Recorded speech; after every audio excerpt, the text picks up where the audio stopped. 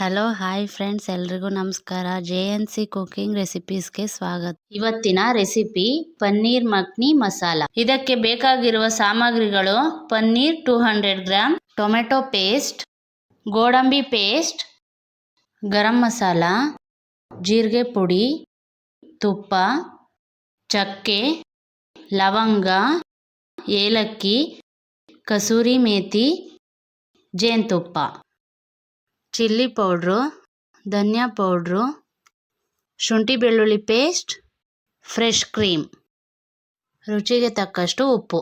First ಒಂದು ಟೊಮೆಟೊನ ಬೇಯಿಸ್ಕೊಂಡು ರುಬ್ಬಿ ಪೇಸ್ಟ್ ಮಾಡಿ ಇಟ್ಕೊಳ್ಳಿ.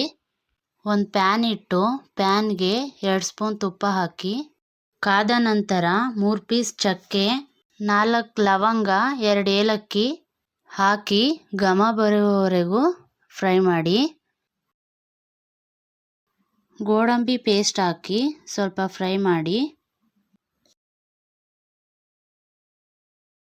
ಇದಕ್ಕೆ ಬೇಯಿಸಿ ರುಬ್ಬಿದ ಟೊಮೆಟೊ ಪೇಸ್ಟ್ ಹಾಕಿ ಸ್ವಲ್ಪ ಫ್ರೈ ಮಾಡಿ.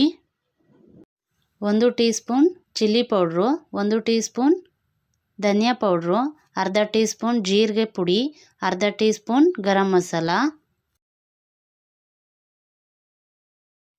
1 ಟೀ ಸ್ಪೂನ್ ಶುಂಠಿ ಬೆಳ್ಳುಳ್ಳಿ ಪೇಸ್ಟ್, ರುಚಿಗೆ ತಕ್ಕಷ್ಟು ಉಪ್ಪು ಹಾಕಿ ಹಸಿ ಸ್ಮೆಲ್ ಹೋಗೋವರೆಗೂ ಚೆನ್ನಾಗಿ ಫ್ರೈ ಮಾಡ್ಕೊಳ್ಳಿ.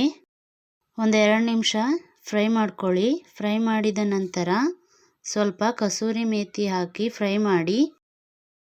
ಕಟ್ ಮಾಡಿ ಇಟ್ಕೊಂಡಿರೋ ಪನ್ನೀರ್ ಹಾಕಿ ಸ್ವಲ್ಪ ಫ್ರೈ ಮಾಡಿ.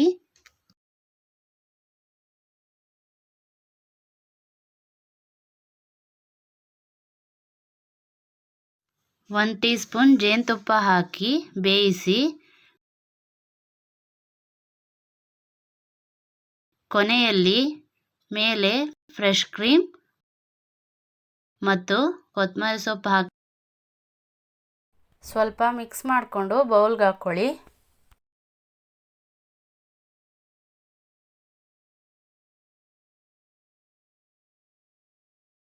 ರುಚಿಯಾದ ಪನ್ನೀರ್ ಮಖ್ನಿ ಸವಿಯಲು ಸಿದ್ಧ.